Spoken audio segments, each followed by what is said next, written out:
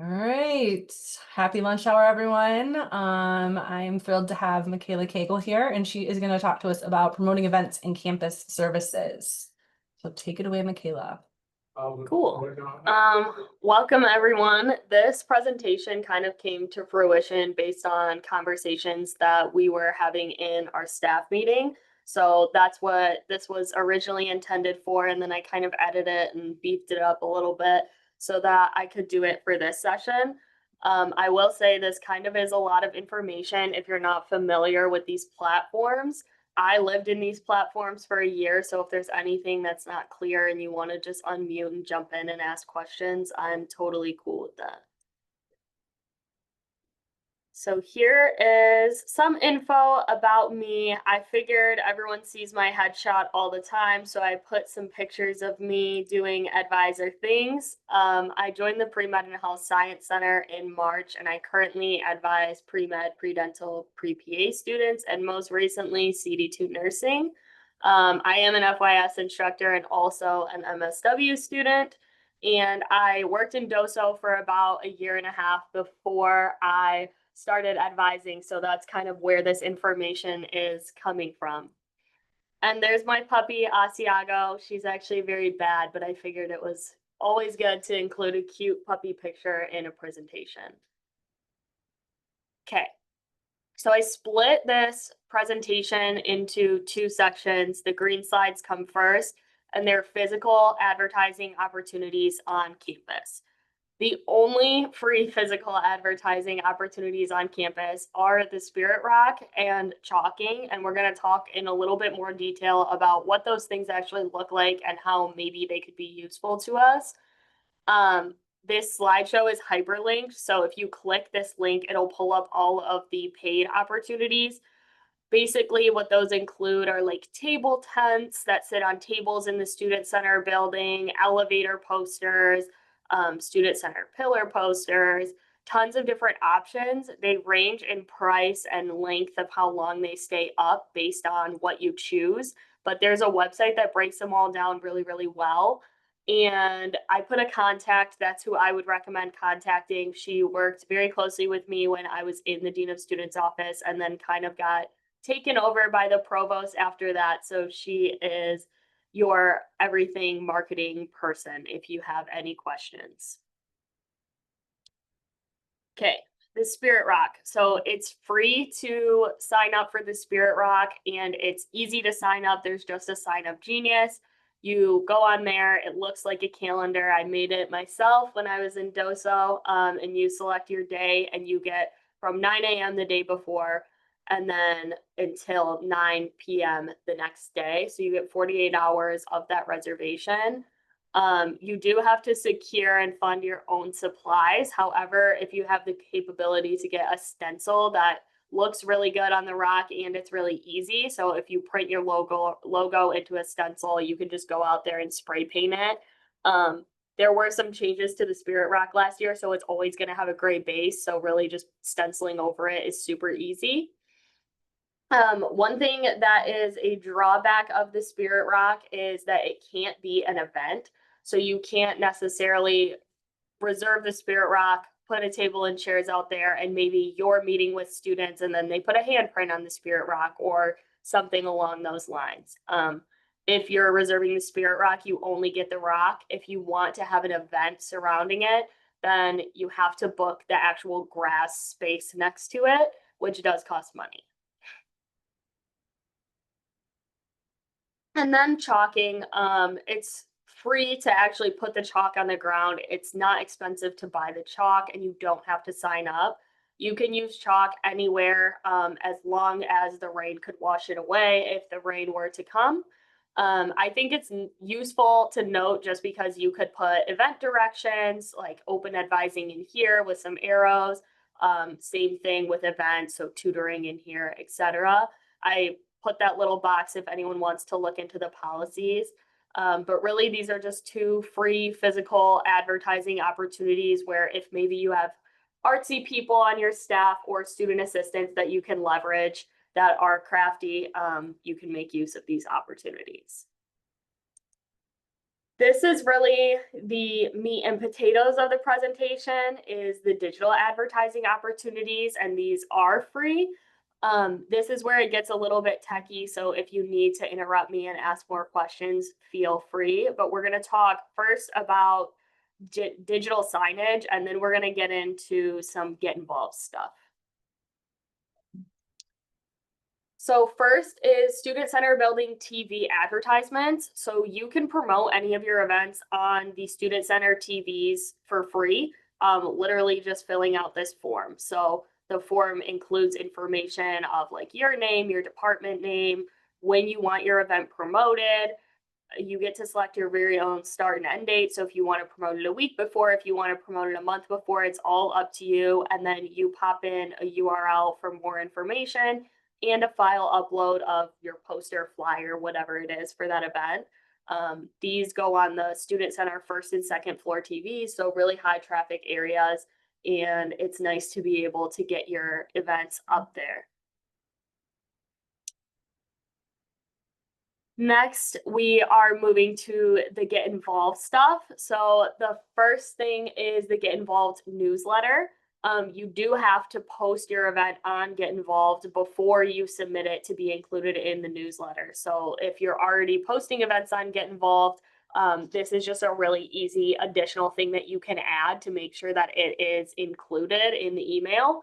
This email goes out to all students and employees on Sundays and Wednesdays. So twice a week, this information gets sent out. And all you have to do is fill out this GetInvolved newsletter promotion form on the GetInvolved platform. If you click the link on the green box on the slide, once it gets sent out, you can fill it out right there. And then for an example of what I'm referring to, this is the email that went out this past Sunday.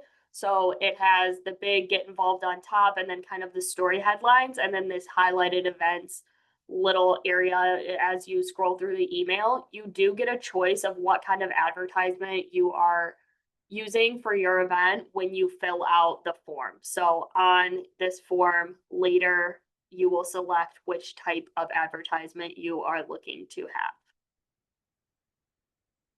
Cool.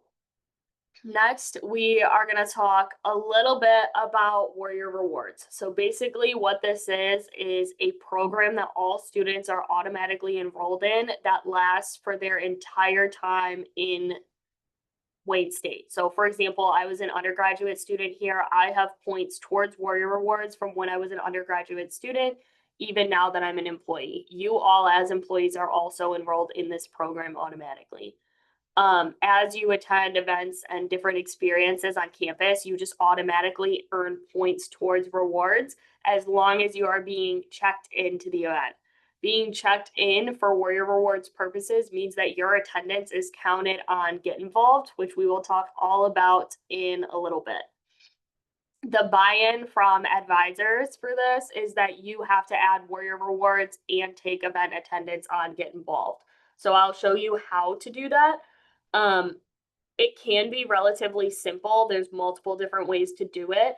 And it's a really nice way to kind of attract students because they get prizes just from coming to your events. So these pictures, the one in the center shows the actual prizes. So you can get a t-shirt, a mug, a blanket. There's a W plushie, water bottle, backpack, tons of good stuff.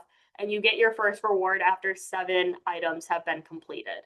So that means you go to 7 different events on campus, your attendance is counted, and then Dean of Students emails you that you get to come pick up your t-shirt. For stats, these are as of July or August, whenever I initially gave this presentation, 1,400 people were invited, well, almost 1,500 people were invited for the t-shirt. That was, like I said, before the start of the fall semester, so I'm sure that there's way more now. So there are some numbers to support maybe that this can drive traction to events.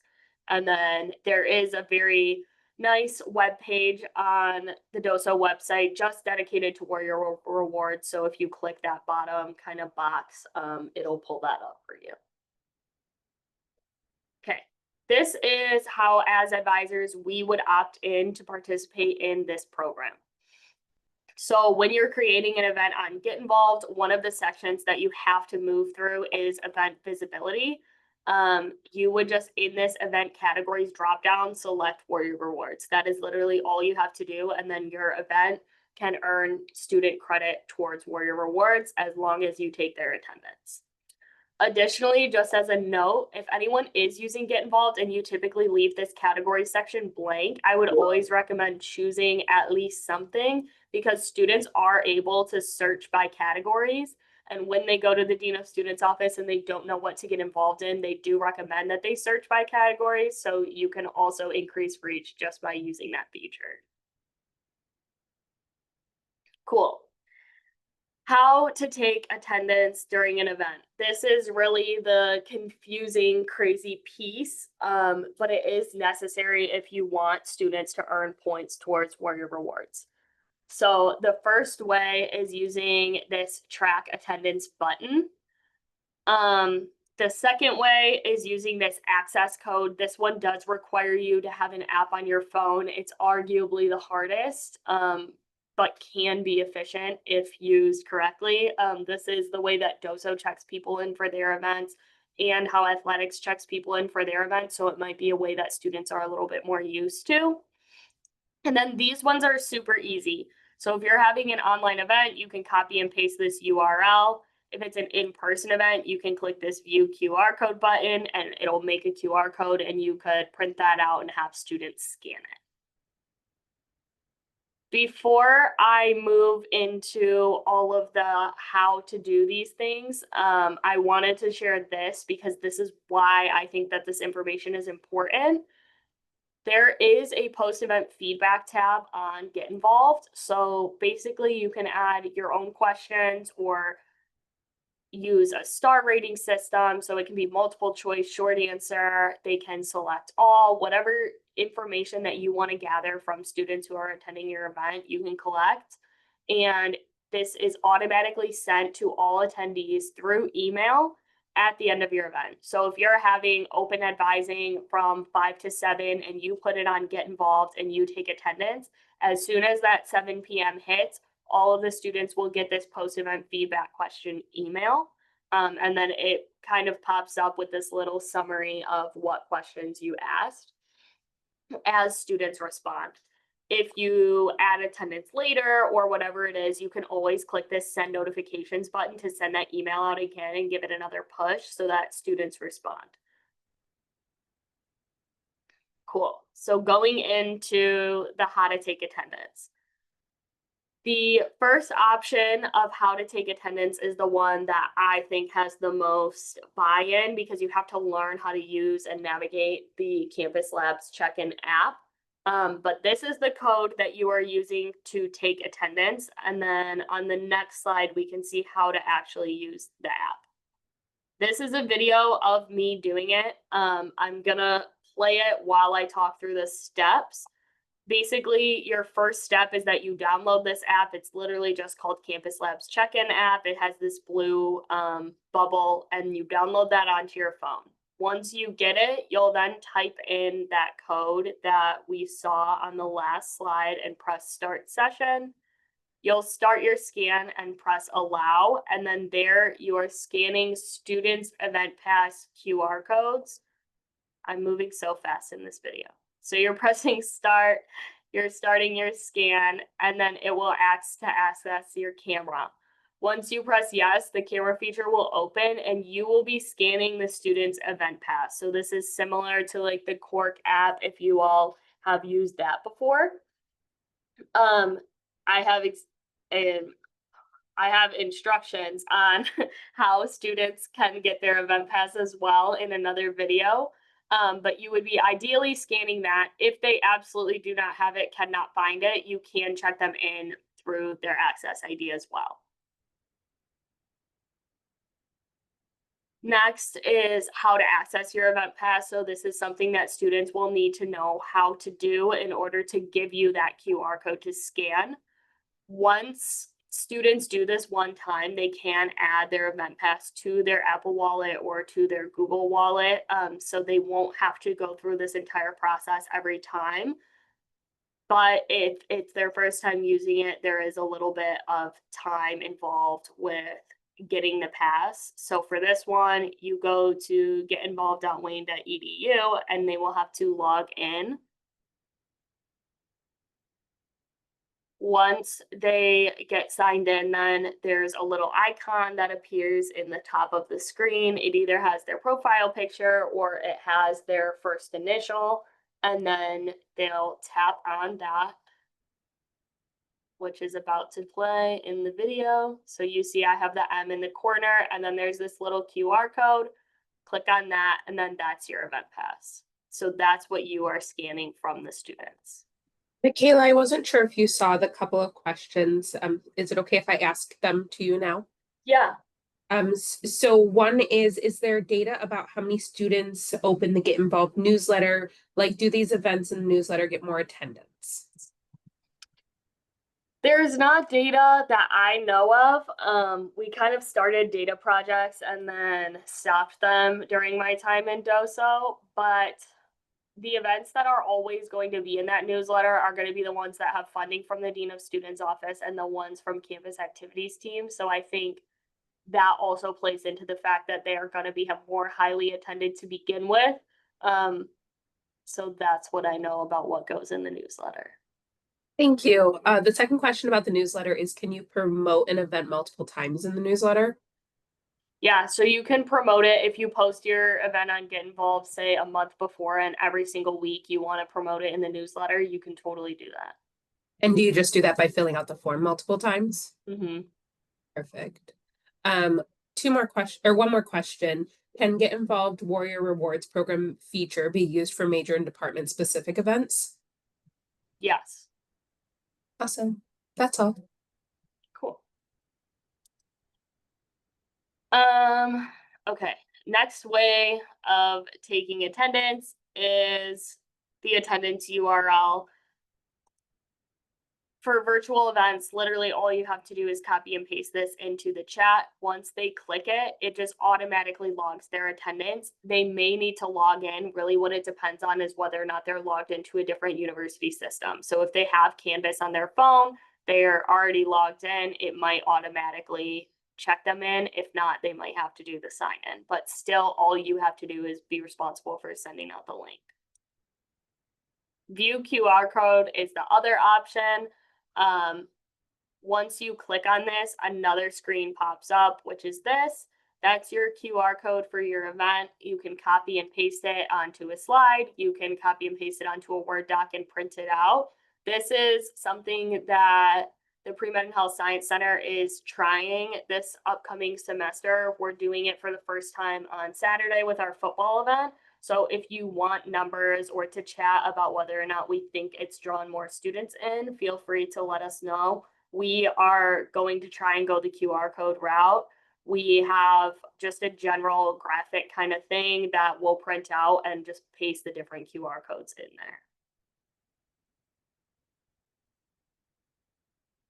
You can also add attendance after events. If you're not super techie, this might be a good way to go about it, but it does require that you, one, take attendance at the event, and then two, translate that attendance into Get Involved after the event. So it takes time after the fact as opposed to just having it happen while the students are physically there. If you press this track attendance button, this screen will come up. You'll then press add attendance, which is in the red circle, and text entry. You will then type in your attendees and then press add. This will be like their access ID email, one per line. The hard part about attendance on Get Involved is that it only tracks students with access ID. So if you were to use this at, say, an event for prospective students, you would not be able to log their attendance. So you'd either have to log it somewhere else or you would just not track it. And then that is all I had, but I'm happy to answer questions. My email's on the slide. If it's something that you guys end up wanting to implement, I'm happy to help. Like I said, I lived in this world for a year. I spent hours a day on Get Involved, so I know it very well and can help with any concerns. You can also feel free to Teams me.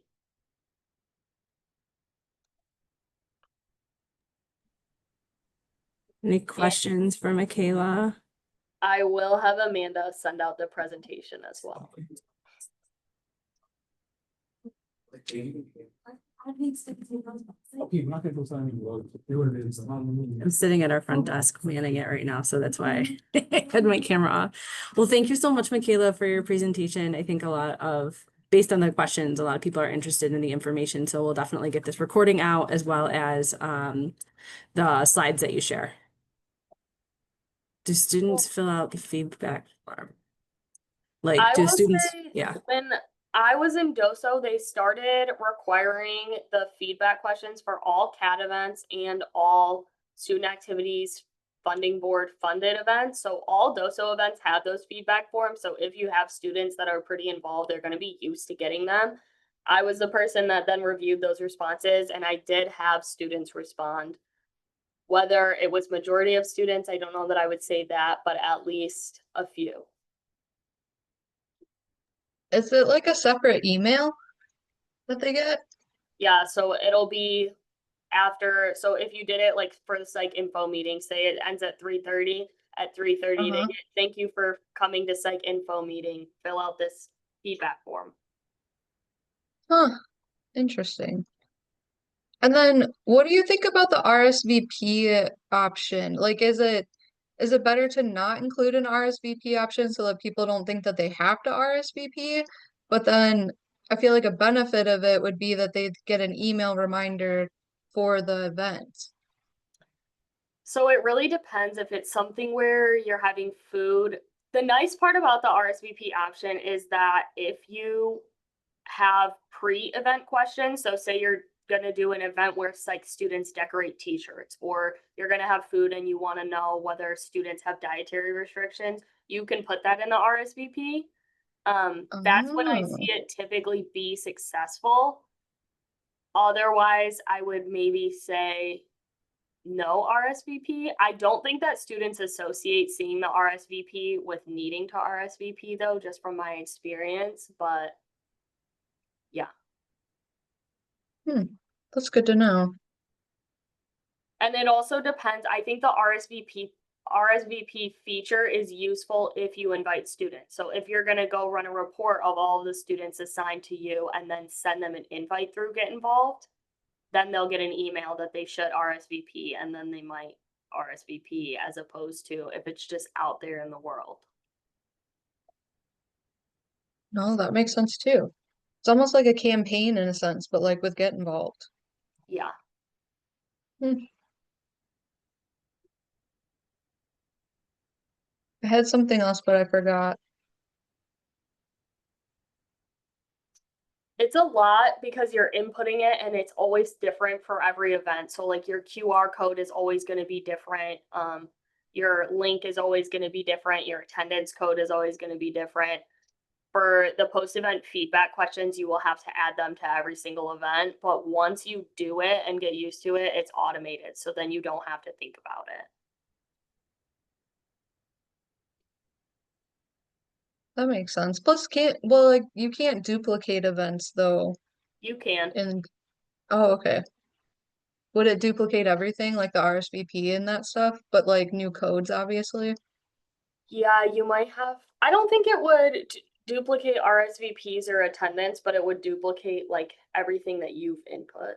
So you could work on it from that way. Like if you had a standard set of post-event feedback questions and you just wanted to duplicate your old events so they were already there. Mm-hmm. No, that makes sense. Huh. Okay. This is super helpful. Thank you. Yeah.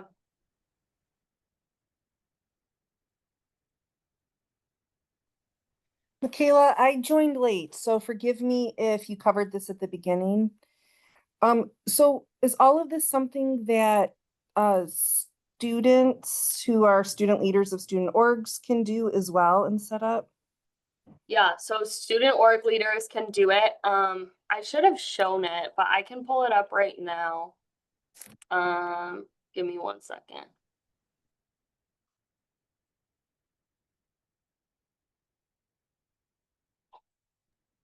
Oh, that reminded me of my question. Um, if students, I can't remember exactly what Shelley just asked, but if students have like the student org people, do they go to Brandon or do they also go to Heather? For questions, Yeah. so Student Life Marketing and Graphics has special packages just for student organizations. So as a department, we would pay way more than if, say, PASS was going to get business cards made for PASS. So I would recommend that they just use the student organization discounts through Student Life Marketing and Graphics, talking to Heather about that. I'm gonna share again to answer Shelly's question. So if I go to paths on my GetInvolved, I can see my Warrior rewards. And if I press this drop down, it shows me everything I've done. But like there's a ton of points that you can get for campus activities, teams, events. Here's student activities funding board, athletics, but then just campus event, that's where the department and student org events come up. So a student org can definitely have an event, they tag Warrior rewards, and then this is where students are getting those points. And then there's some for Warrior rewards that are also pictures. So you could also walk around and do like if you want to get your Warrior reward, come take a selfie at the W mascot or the W shield if you really want to get that.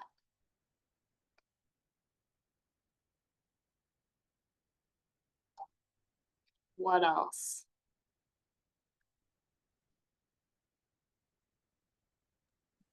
Any other questions for Micala?